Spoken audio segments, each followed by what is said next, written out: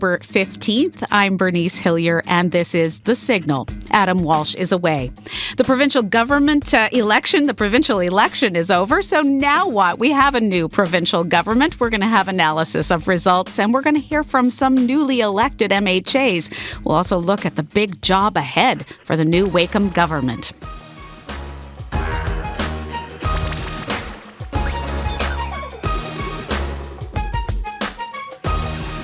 Well, if you have any questions or want to be a part of the conversation today, here's how to do that here on The Signal.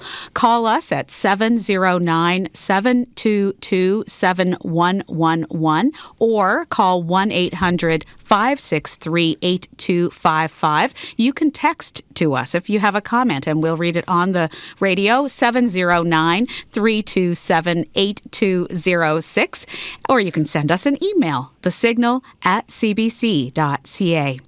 Well, the votes have been counted, and the Progressive Conservative Party will form a majority government in Newfoundland and Labrador. The PCs, under leader, now Premier-designate Tony Wakeham, will hold 21 seats in the House of Assembly. The defeated incumbent Liberals hold 15 seats. The NDP were elected in 2 seats yesterday, and the 2 independent candidates also elected to the House, forming the remainder of the seats in the House of Assembly. Today we are focusing not on what happened, but on what happens next and what needs to happen next for the good of this province. We have several guests in our St. John's studio today, so let's introduce you to them now. Florian Villaumé is CEO of Tech NL. Hello, Florian. Good morning or good afternoon. Bonjour à tous. Remind us briefly what Tech NL does so people understand where you're coming from, and then tell us what you're going to be watching for from this new government in the days to come. Yeah, so Tech-NL is the industry association for the tech sector in Newfoundland and Labrador. We represent about 260 members. Many of them are tech companies in the province. And we put forward 18 recommendations to each political parties before the election. So what we're going to really watch is how much those recommendations will be followed. We already heard a lot from the Conservative that they were supportive for many of them, so pretty excited by this time. It's day one of a new provincial leadership, so a lot of opportunities. And we have Karen Moores in studio, Senior Advisor for Atlantic Canada with the Council of Canadian Innovators. Hello, Karen. Thanks so much, Bernice, and thanks for having me here on behalf of the Council of Canadian Innovators this afternoon. We are Canada's business council for high-growth companies. Our difference maker being we focus exclusively on Canadian companies. Across the country, we have 170 members in a cross-section of the tech sector. And, some would argue that every company is an innovator these days. All in Newfoundland and Labrador, we have 10 members that are among the fastest growing scaling companies in our province. And what we'll be looking for, I'd like to pivot just for a second and say, I was really, we don't live in a world where democracy is necessarily a given. So it was really comforting and wonderful to see last night that both speeches, both from outgoing Premier, Liberal leader John Hogan, and from Premier-designate Tony Wakeham as Conservative leader, as Progressive Conservative leader, really had gracious, civil speeches about working together. And I think, in this world, we need that. So onward to what we need to do. We released a document, what innovators need to scale during the campaign. And we want to see changes to our procurement process to support our homegrown innovators. We want to ensure we answer the talent challenge. And among other things, we'd love to see a Minister of AI and a Premier's Innovation and Productivity Task Force. All right, we'll talk more about all of that. Russell Williams is also in studio with you there in St. John's. He's a political science professor at Memorial University. Hello, Russell. Hi, thanks for having me on. Well, I'm going to ask you for an initial comment on last night's results. How would you characterize the outcome of this provincial election? Well, so maybe broadly predictable, but a little surprising in the short term. I mean, if you had asked me last fall, I would have said probably this was going to be a change election, right? There's kind of a natural life cycle to governments. This government has been in office for a long time. They've accumulated scandals. They've maybe gotten a little tired. They haven't been as active policy-wise as they were maybe in their first term. And there's a huge thing going on with cost of living and affordability and access to health care. And those are issues that people blame on incumbents, right? That's a problem for the government in office. So I think the Liberals were always going to have a more difficult time making the case as to why they needed another mandate this go round.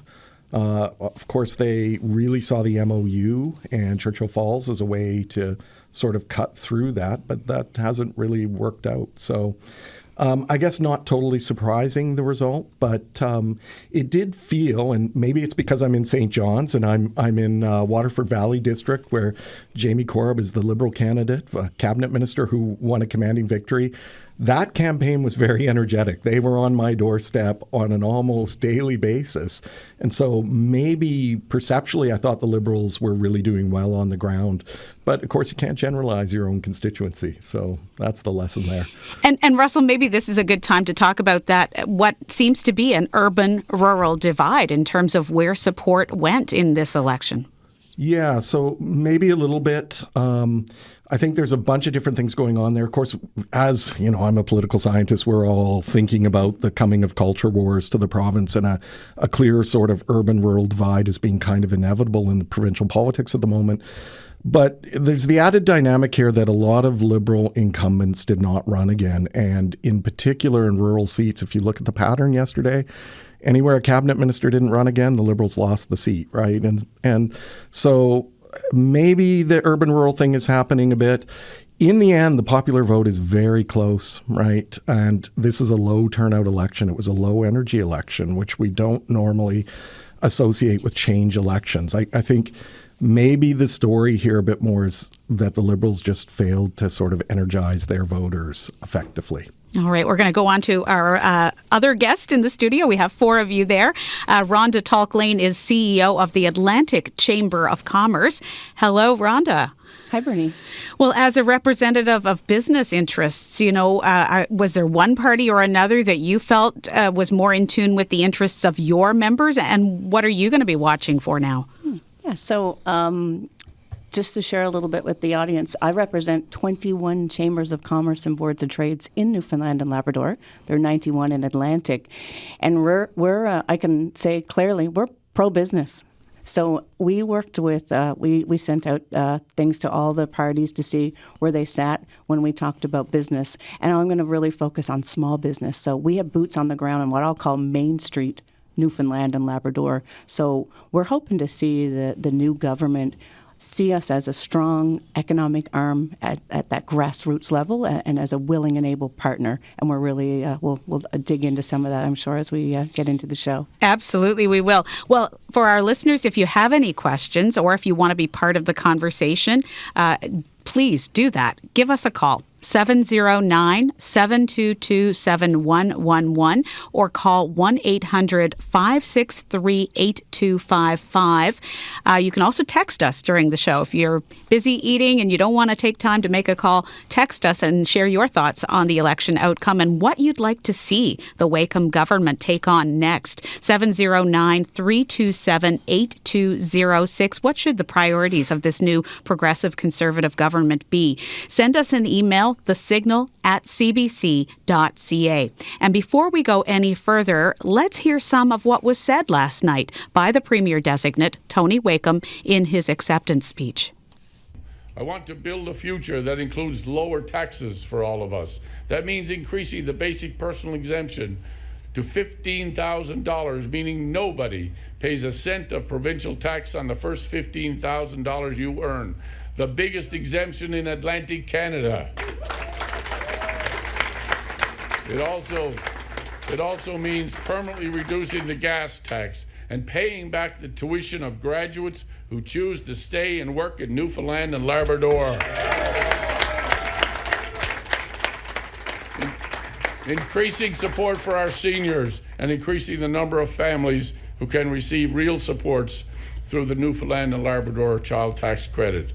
I want to build a future that includes safer communities for all of us. This means hiring 46 new police officers for the RCMP and RNC, investing in more Crown attorneys, leading the national effort to toughen bail rules and invest in expanded addiction recovery centers and mobile mental health units.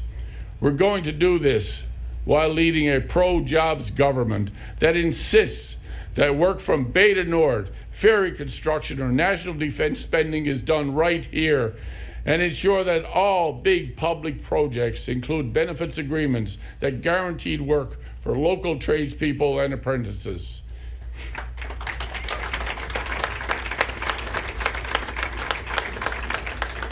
And we will do more, and we will build more, while ensuring that Newfoundlanders and Labradorians are always the beneficiaries of our resources. We will develop Churchill Falls. We will develop Gull Island. We will electrify Labrador. We will develop our resources with our workers for the benefits of our communities.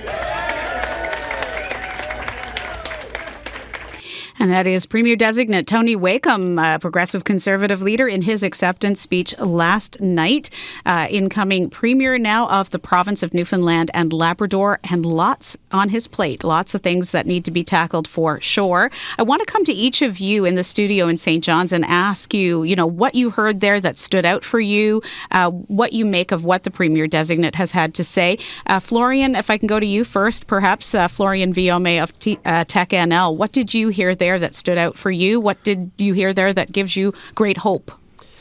Yeah, I think what we heard from many of our members is the unique opportunity with the increase of defense spending at the federal level. We want to position the ecosystem as a very strong ecosystem that can welcome, support, and develop defense capabilities. We already have a lot of capabilities, so it's very positive to see an intentions to leverage and that upcoming funding and for the upcoming governments to be a champion of it. So that's something that really resonated with me on this one. And Florian, when you think about defense spending and increasing that here in the province, certainly, obviously, Mr. Wakeham indicating he intends to pursue that as something that he wants prioritized, as Newfoundland and Labrador having a share of that. What could that mean for the tech sector in this province? Yeah, so we are already very strong in defense. We have companies like Kraken, Genoa, Virtual Marine. There's testing facilities. So what it means is there could be more research and developments projects. There will be also potentially defense, capability station here. There's a lot of opportunities to drive innovation across those companies. So that's what we want to leverage is more of those opportunities to grow the tech sector, which also means creating more jobs in those areas. And big picture, more we invest in innovation, what it means is that we have a more resilient economy, because in the long term we have the resources, but we also have a sector that can bring innovation and make it more resilient. Karen Morris, I'm going to come to you next. You're the Senior Advisor for Atlantic Canada at the Council of Canadian Innovators. You said you represent high-growth businesses. What did you hear in the Premier-designate's comments there that might resonate with your members? Fantastic. Bernice, I heard so much and was really excited by what the Premier-designate had to say, quite honestly. What scaling firms need is really straightforward. They need the talent to grow. They need the capital to expand. They need customers who buy Canadian-made solutions, and they need the regulatory frameworks that let their most valuable assets, data and intellectual property, be managed correctly at home. And without these, Newfoundland and Labrador innovators will struggle to really keep pace in a world where every industry is being reshaped by software, artificial intelligence, and AI. And so when I heard the Premier-designate say that we need to be champions of major projects, champions of our own industries, that gave me a lot of hope, because AI, data, our tech sector, that intangible economy, we need exactly the mindset and the attitude he has to thrive and for our sectors to thrive. I'd also like to add, I particularly loved that he said he wants to keep talent in this province by helping new grads pay back tuition. And we need that kind of ambitious thinking. So, lots to look forward to. He's focused on the talent and greatness of our province, and we can all applaud that. Rhonda, I'm going to go to you next. You're the CEO there of the Atlantic Chamber of Commerce, and you said you represent 21 chambers of commerce and boards of trade in this province. So what did you hear there that made you think, oh, I like that direction, or, oh, I'm a little concerned about what he's saying there? So there were a number of things, but for us, our priorities this year when we spoke to our members was access to available and qualified talent or workers, strengthening small businesses with the regulations for growth. So we talk a lot about red tape in the business world, but what we do know is that there are some regulations that make sense when we want to regulate for growth. And then our members were talking a lot about, interesting, because go back a decade, you probably wouldn't hear the business community talking about a lot of social issues. Well, the times have changed and it's on the agenda. So we're hearing a lot about healthcare and housing. So what I heard from the Premier-elect was they're pro-jobs. Music to our ears. We're working on talent pipeline managements and growing the talent we need right across Newfoundland and Labrador. For example, right now we're doing some cool work in Bay Verte. They need talent. They're gearing up for mining, and then let's not forget Labrador. Also, the lowering taxes. Taxes, always something we're talking about. We don't want to see new ones. We don't want any increases. So talking about lowering taxes and what that looks like. There's a complex tax system in place. So anything we can do to help make it easier for businesses to put money in the pockets of their employees and then have consumers with more money, we're in favor of. So there were a lot of great things he mentioned in that short clip you spoke about that we're very glad to hear, and we'll be looking and following along. Professor Russell Williams, political science professor at Memorial University, what do you make of what the Premier-designate had to say in his acceptance speech? Well, I hate to be the negative Nelly here, but I'm a little bit the odd person out on this panel. So, of course, we should all be positive and optimistic when there's a new government. And, I've had a chance to meet with Mr. Wakeham in a number of capacities. And, I wish him all the best in tackling all the issues confronting the province. But the thing that really jumps out at me is the to-do list confronting this government. There is a lot for them to do, in part because I think some issues have been neglected in the province for quite a while, but just in part because of the particular focus on major economic policy areas that played such a big part in this campaign. I mean, the government's going to have to figure out what it's going to do about the array of cost of living promises they made. Rolling those out and paying for them is going to be quite challenging. They did not release a properly costed platform as to how they were going to pay for some of their initiatives in those areas. They've got to figure out what they're going to do about the Churchill Falls Agreement now. I mean, that's a huge economic question hanging over the province, and some real risks for the incoming government given the position that they've taken as to how events may unfold in a way that they may end up looking responsible for not being able to get a deal done in that area. They have serious financial and budgetary problems, which have been a theme for Liberal governments for the last 10 years. The government is also facing a cycle of collective bargaining in the province, which we haven't talked about in this province for a long time because of austerity. Public sector unions haven't made wage demands that have kept pace with the cost of living. I think that's going to be a big issue any government was going to inherit. There's a lot of frustration about cost of living and wages out there. That's a tough one for the government too. Healthcare. Fixing healthcare. Government could die on that policy issue alone. And I could add to that list. There's problems around housing, the need to rewrite the St. John's Act, Municipalities Act, to give cities the power they need to get housing built to deal with the affordability crisis there.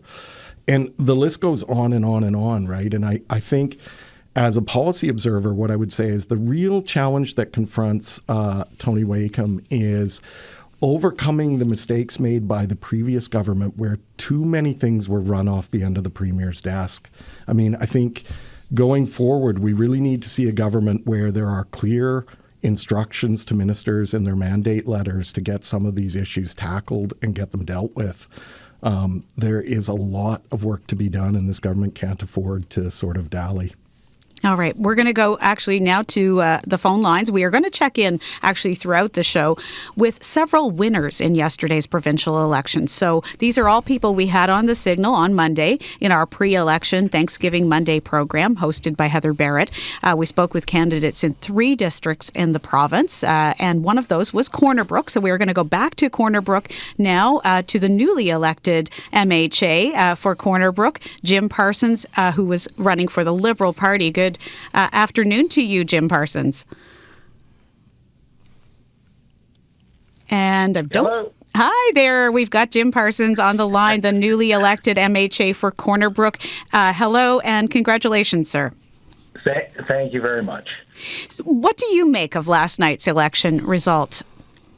Yeah, no, it's a bit of a puzzler, really. I think that most of us were caught a little off guard based on the polling, based on the job satisfaction numbers that we saw from polling in terms of the previous government. Clearly there was a desire to change things up, how things are being done. Not expected at all. And you are now an MHA in the opposition as opposed to government side of the House of Assembly. How does that change what you're going to be able to do or how you will approach this new job? Yeah, no, it is different. I've been mayor for 8 years, and the buck stops with us. So you can't point across the aisle and blame someone for your problems. You got to fix them. So I got to find a way to be an effective opposition member to make sure that we're holding our government to account, but also to find ways to solve problems for people in my district. And I think that the discussion is really interesting today. There were a lot of promises made, and hearing the speech from Mr. Wakeham last night, there were definitely a lot of progressive promises, sparing promises to be made. But I guess where that money's coming from is the first big question, and something that we got to figure out. All right. Well, congratulations to you. I'm sure we'll speak again. Thank you for joining us. Thank you very much. That is Jim Parsons, the newly elected MHA for Corner Brook. He will be sitting as a Liberal opposition member in the House of Assembly. Well, let's come back to our guests in studio right now and talk to them more about what they were looking for from the newly elected government when they didn't know who it was going to be, and now that they know it's going to be the Progressive Conservative government under a Premier-designate at the moment, Tony Wakeham. Florian, what are some of the things that were in those recommendations that you made to all of the people who were seeking our vote that you'll now be bringing before Mr. Wakeham and his government and saying, okay, now we want to move ahead with these? Yeah, so we had like 18 recommendations, but I'm going to highlight only 4. There were 4 topics. One, we talked a little bit about it, which was the defense, opportunity with defense. We need a government that's a champion of attracting this funding. So that's one.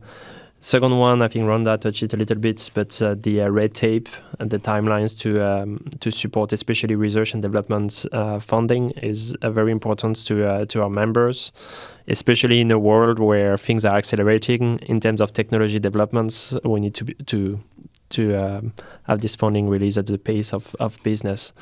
The third one that we heard is procurement, and part of the response from the Conservative Party was to highlight that they want to support and encourage governments to buy local. And that's something very important, because when you buy a product locally with a tech company, it gives them validation, then they can scale outside the province.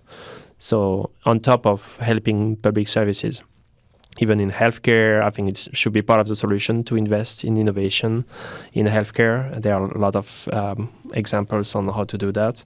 And finally, there's also a lot of companies that are, many companies that are scaling right now and are growing at a very rapid pace. I don't know if you followed, but last week, a company, Spellbook, they raised $70 million Canadians. This is exceptional, and they're on track to become like the next Verafin. And Verafin now employs over 900 people. So we need, those companies needs like a different scale of funding.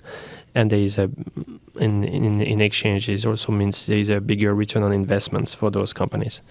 So those are the 4 topics, and we got a good response from it.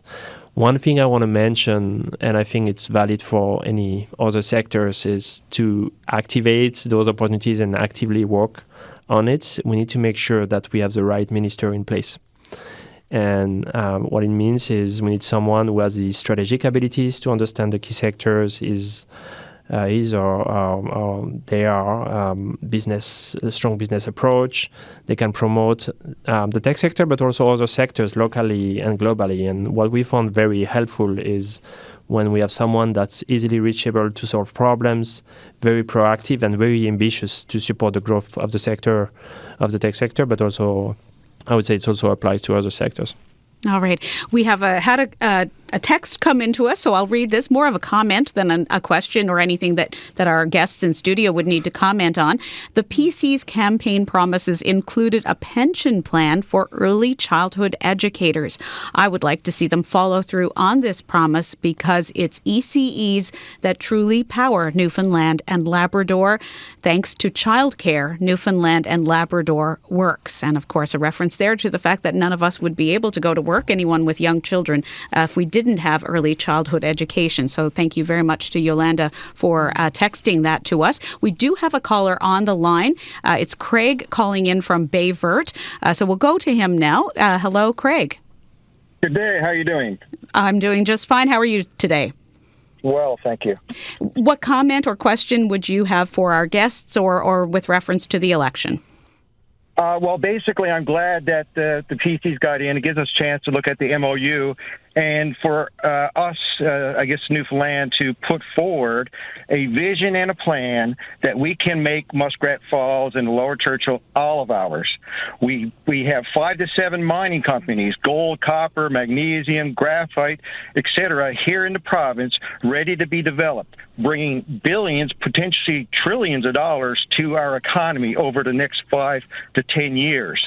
So we need to look at the long-term vision of what we really, truly want for Newfoundland and Labrador, be it the natural resources that we have to have a resource-based economy. We can have all the social programs that we need so that we can have healthier lifestyle. We could become the wealthiest nation in the world per capita by increasing the wealth in Newfoundland and Labrador. And it's all possible. We just got to have the right leaders in there to see the future and plan it out so that we have a direct plan and an objective to cover the basics for a good, healthy life for Newfoundland and Labradorians. All right, Craig, we're going to let you go. We have lots of voices to get to, but I'm so pleased that you called in from Bay Verte. Thank you for your call. Thank you. Have a great day. You too. That's Craig calling in from Bay Verte. And we'll go to Karen now in our studio. Karen, you're the senior advisor for Atlantic Canada with the Canadian Council, or the Council of Canadian Innovators. So you heard there from Craig, optimism, a belief in the future of Newfoundland. You've got members who are in high growth businesses. They want to scale up. As Florian was just talking about, they do need to have things in place so that they can do that effectively. What would you say, Karen, about some of the priorities that you have and how you'll hold this new government to account? Absolutely. And just to build on the caller from Bay Verte, touched on mining and the critical minerals sector and the opportunity we have ahead. Huge for this province, huge for Newfoundland and Labrador. So appreciate his perspective. And critical minerals mining isn't separate from our tech sector. We have a really valuable role to play between Florian's members at TechNL, Rhonda's members in her chamber, in how we work with the natural resource sector, be it defense, be it mining, be it the energy sector. So jumping in a little bit to the document that we released during the campaign. So as I said, it all comes back at CCI to 4 key pillars for us. We're looking for access to customers, access to capital, access to talent for our members, and the right regulatory framework for us to work, for our members to work in. So we have 7 points. One is that in this crazy geopolitical environment we find ourselves in, we need a government, and we need this government, and I think they'll do a great job of helping us manage combating tariffs and trade threats with a long-term commitment to opening and maintaining global markets. Like, you can't be in and out of, market A and market B. This is a long-term game. We've seen that from the Prime Minister. So let's really be committed with our new government, and as our members, all the hands at this table work with Premier Wakeham and his team. Let's make sure that we're really committed to the long-term game when it comes to opening new markets. We also asked to spend time with the Premier directly. So a Premier's Innovation and Productivity Task Force. We know that productivity is a huge challenge in our country. AI can help answer some of that problem, but there's so much more. So spend face time with our homegrown innovators, our fastest growing companies, and let's have discussions from there. We can get so much done when we spend that time together. 3, let's power our later stage companies by enhancing access to capital for scaling innovators. And we have been fortunate in this province to have many companies, Verifin, Spellbook, as recently mentioned by Florian last week, that are growing and scaling to amazing places, have grown and scaled to amazing places. We need more of that, and we need to enhance access to capital. Lastly, launching a provincial AI strategy has been on our list, and we come back to that. And for us, that's a made in NL AI strategy. It's not just responding to change. We need to shape with it. So with the right public policy foundation, we can really lead in being both responsible and competitive in an AI-powered economy. And I'll add that we have a workforce, a talented workforce, and to the credit of your caller from the ECE, with the ECE perspective, we need to support families so that we can support our workforce. But recruiting, retooling, and retaining talent that fuels our communities is huge for us. And we'll be looking to work with this government on making sure that we answer the talent challenge. We're going to go again now to the phone line. We are checking in with several winners in yesterday's provincial election, people we had on the show on Monday to talk about running and make their last-minute pitches. We had representatives from all parties from across 3 districts in the province, and we're going back to those districts today. Right now, we're going to go to Labrador West to newly elected MHA, Progressive Conservative Joe Power. Good afternoon to you, sir. Congratulations. Thank you. And I'm just wondering if you could maybe make some comment initially, Mr. Power, on the outcome of the election and whether it was what you had anticipated. Here, we were expecting a close race with 3 new candidates here, and it was a nice, clean campaign. It was actually a pleasure to run against Shazia and Todd. Everybody was very professional about it here, and it was the outcome that we wanted, but we were expecting it to be a close race, and it was. On Monday, you mentioned to host Heather Barrett that you wanted to be that stronger voice for Labrador West. How will you go about doing that? There are many challenges for sure. You had referenced the cost of living there and the need for seniors housing in particular. Yeah, that's healthcare and seniors housing is probably top of the list here for us, and I'm hoping it's going to be a lot easier now that the PC government under Tony Wakeham, we have a majority government, and I'm hoping it's going to be a lot easier now that we're on the side of government to get things we need here in Labrador West. How will you go about advocating for the people who have, given you their confidence and chosen to elect you as their MHA? I'm not shy about speaking up or advocating strongly on behalf of the residents here that supported me and put me in. I will be that strong voice for Labrador West, and again, I'm hoping that it's going to be easier now. All right, well, we're going to let you go now, and congratulations once again, sir, and thank you for joining us today. All right, thank you. Have a good day. Yes, you too. That is Joe Power, the newly elected Progressive Conservative MHA for Labrador West. Let's go to Rhonda Tulk-Lane. She's the CEO of the Atlantic Chamber of Commerce, representing chambers of commerce and boards of trade right across Newfoundland and Labrador. And I'm sure, Rhonda, that you appreciate some of the unique challenges of some of the mining industrial communities in Lab West in terms of the challenges they face with having been, in many cases, company towns that have evolved with people who want to stay, who want to be able to help grow the economy there, perhaps in a different role as they age and retire. Just wondering what are some of the things you'd pick up on from what we've just heard from the newly elected MHA for Labrador West. Mm-hmm. I was actually in conversation. We have two really strong chambers in Labrador. Labrador North, which is in Happy Valley Goose Bay, and Lab West, right in Labrador City, that area. So I know Michael is listening, hopefully listening today intently, and we want the new MHA to know the chambers are there to support you and to use as collaborators. I also had a chance this year, or maybe it was late last year, to attend a MINEX conference in Lab West, and it was really eye-opening for me. I hadn't been to Lab West in about 20 years, so things had certainly changed. But I learned a lot, and they were talking a lot about, well, we actually saw people on strike that were getting evicted from their homes. And again, chambers are really much playing in this space because in order to recruit solid talent, they need a place to live. Right. They need a doctor. The other thing we heard a lot when I was in Labrador was about creating a community with a heart, not your fly in, fly out, which brings a whole bunch of different challenges. So as we talked about, and Russell mentioned, there's a lot of things on that to-do list, and we have to figure out what ones are most important to us, what ones are political elected officials, and the opposition, and everyone. I want to see everyone working together because these problems are huge. Want to see not a lot of games and nonsense in the House. Let's get down to work. Let's roll up our sleeves. Let's work together, and let's pick those top, is it top 10? Is it top 20?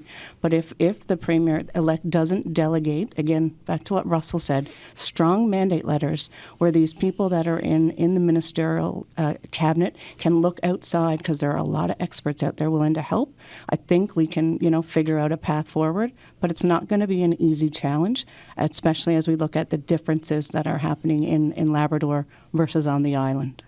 And Rhonda, I want to pick up on the fact that you were at that MINEX conference, and we heard there from the Premier-designate today or last evening in his remarks about Gull Island, about the need to electrify Labrador. And I'm wondering what you were hearing about, that challenge in terms of hydroelectric power. Yeah. Again, speaking with the CEO of the Labrador North Chamber, Julianne, she mentioned just this, that there are a lot of projects right now. There's so many people that need power in Labrador, and things are stalled. So when we look at mining, stalled right now, they need the power to expand and grow.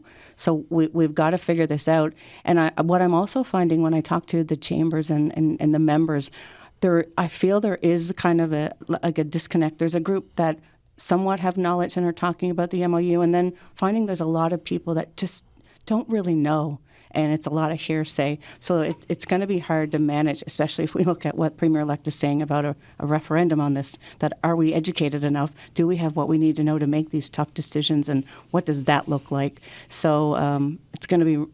We're in for a really interesting 4 years that I'm sure will go by really fast. Russell Williams, political science professor, what would you say about what the next 4 years are likely to be like for this Wakeham government? Well, so I think they're going to be a bit of a wild ride, right? That's kind of what I'm getting at. Just that discussion of the referendum on a MOU alone, a binding referendum, if I understand the comments correctly. Mm-hmm. That's going to be interesting. That's going to be a bit of an adventure.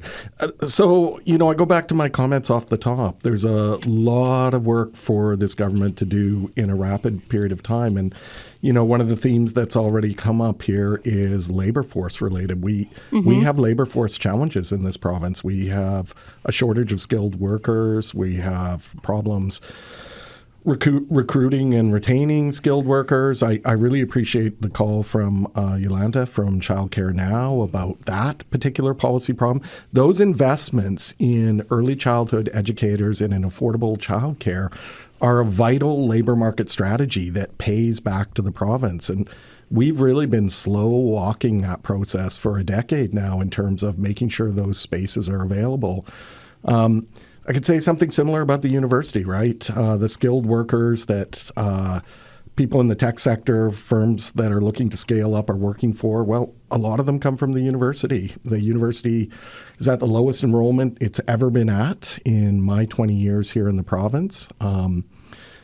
Cost of living crisis for students combined with a sudden price shock, rapid increase in the cost of tuition, now combined with curtailment of international student enrollment, means the intake, sort of starting that training process to ready the labor market for the future, is in pretty bleak shape at the moment. And so, I would just throw that out there. That's another, burning problem that the government's going to have to take on. I did notice, as Karen pointed out, Mr. Wakeham's comments about that, about maybe some new strategies to try and retain the graduates in the province to keep them working here. That may be, an idea worth looking at and part of the solution. But there's some real basic challenges at the university in terms of even being able to mount programs at the moment. It has been a sustained decade of really deep cuts at the university, and that's not great for building the industries of the future on. The to-do list, it just keeps getting longer. And Russell, it's interesting, you talk about what's going on inside the university. Many people outside that orbit wouldn't know the challenges that are being faced, here at Grenfell Campus Memorial University, as well as the main campus in St. John's. But when you think about that's the thing, right? You don't know until you know. And right now, the Tony Wakeham government hasn't seen the books in the sense of knowing exactly what the financial position of this province is and how much it costs to do everything that everyone will have their hand out for them to do. When you talk about that list of things, more police, toughening bail rules, drug treatment programs, MRIs, more spaces in the medical school for Newfoundlanders, seniors, help for seniors, a child tax credit, all of this. How, Russell, will this new government have to balance all of the demands that are being placed upon it at the same time as they say they're going to lower gas tax, they're going to increase the basic personal exemption? Yeah, so that's the real challenge, right? And again, I note that the Conservatives did not really put forward a properly costed platform. So we didn't really see a sort of plan as to how they were going to pay for these things. I mean, I don't really think the Liberals did that either. Their costing on their platform simply included, 75 years of revenue from the Churchill Falls MOU slapped on as there's our revenue. That's a strange way to do a costing in a platform.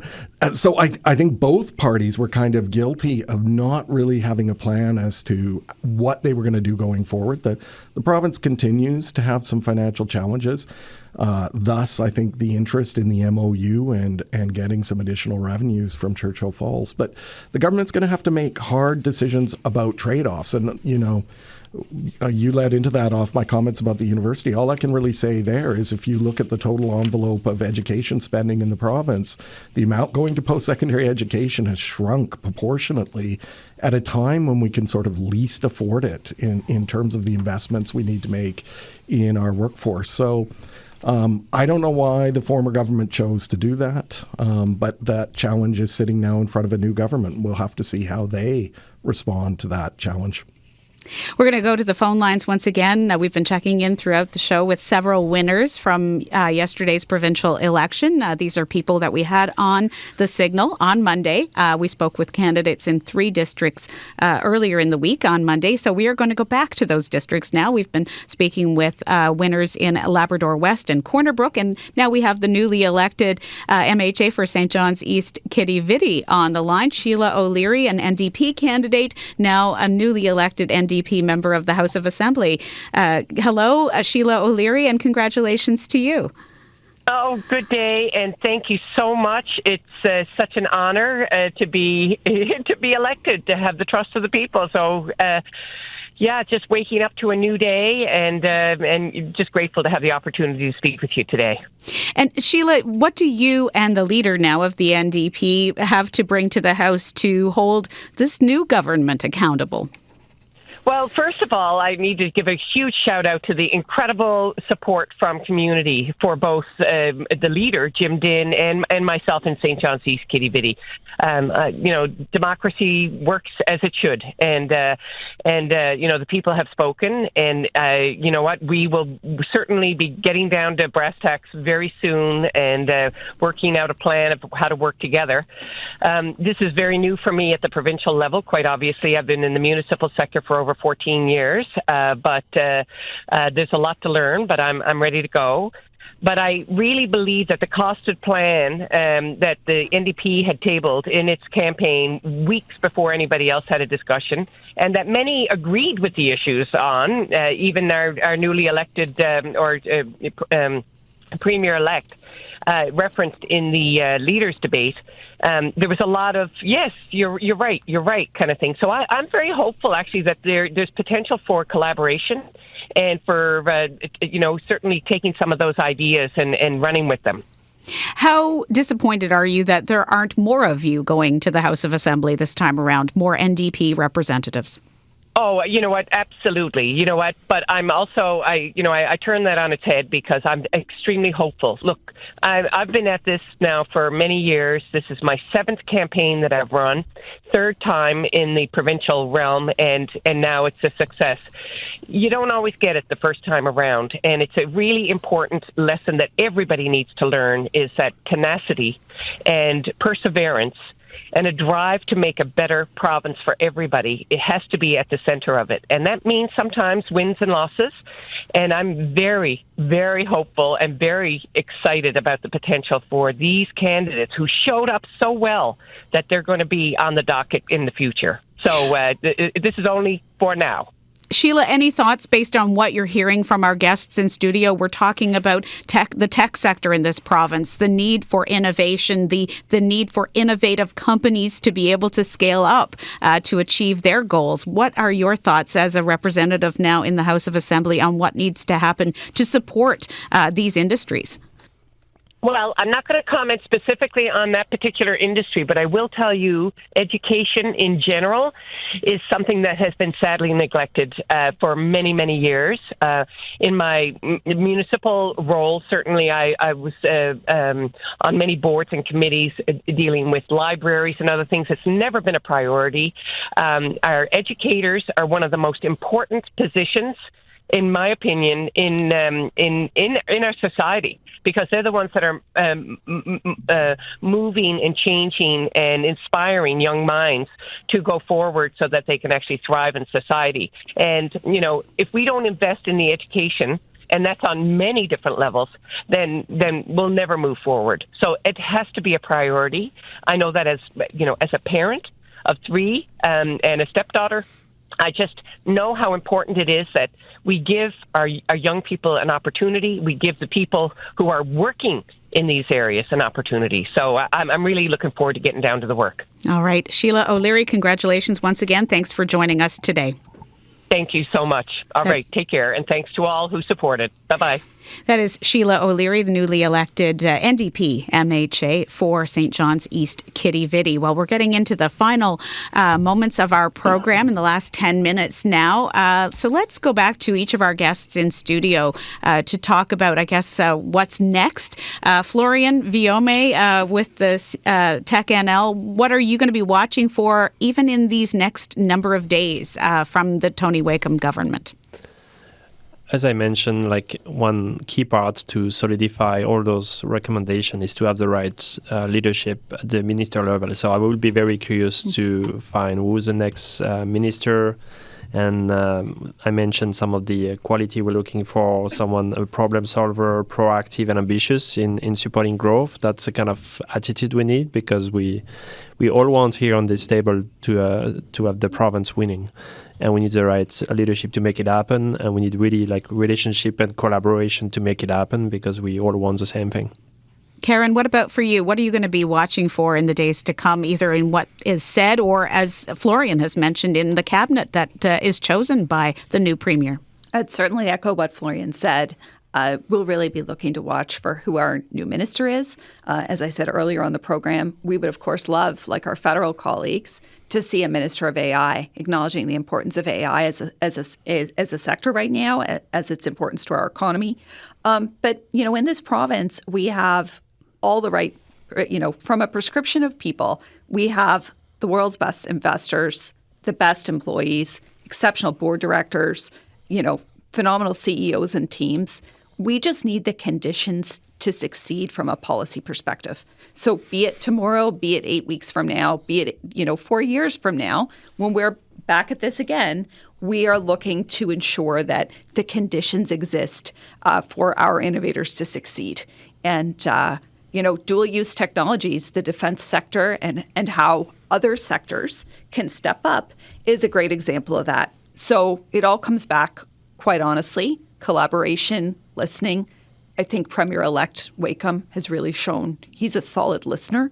And if you can listen and collaborate, you can solve any problem for tech, for mining, for small business. Karen, you mentioned earlier the regulatory framework. There's a lot of conversation about removing or decreasing the bureaucracy that businesses, that innovators face. How does that affect the province's growth? Make us all care about that. I guess put it in terms that we can all understand that, what is happening to that business that wants to grow affects our economy in communities and right across the province. Absolutely. So, I'll give you a good example. A scaling company might reach out to the provincial government to look for support through some non-dilutive capital, be it a loan, be it a grant, be it something that gets them through tough times or helps them scale. It takes often far too long. And again, not blaming very talented members of our public service who do very good work, but we need to move to support that economy, to support jobs, to support people. We need to move at the speed of the sector and the speed the world is moving at, which is quite fast, as we know. So being responsive to our innovators, getting back to them, being transparent about funding, and really making sure that we're moving with the speed of business, the speed of industry. And how that ties in is that keeps people akin to healthcare, akin to other sectors. If we're supporting our companies, if they are hiring, if they're taking leases, doing business around the world, that translate back into more people living and working in this province. And, I look at all of this, Bernice, and go, I have a 9 and a 13-year-old niece. I know Russell has young kids, Florian and Rhonda as well. What are the conditions that we're creating that those young people want to stay in Newfoundland and Labrador, be it in 5, be it in 10, be in 25 years? Rhonda, what will you be watching for from this new government in the next few days even, just to keep an eye on what's being said and what's being done? So 3 things, and as we talked about the list of never-ending things that people want and the money and where we're getting it, there's something really easy. We know and we say from a business perspective, we have 8,000 bureaucrats. When that business reaches out, how can we help you?